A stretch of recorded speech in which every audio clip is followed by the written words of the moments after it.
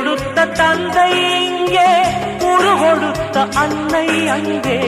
இன்ப துன்பம் எது வந்தாலும் பங்கு கொள்ளும் சொந்தம் எங்கே? தாலாட்ட அன்னை உண்டு, சீராட்ட தந்தை உண்டு. இன்ப துன்பம் எது வந்தாலும் பங்கு கொள்ள நண்பன் உண்டு.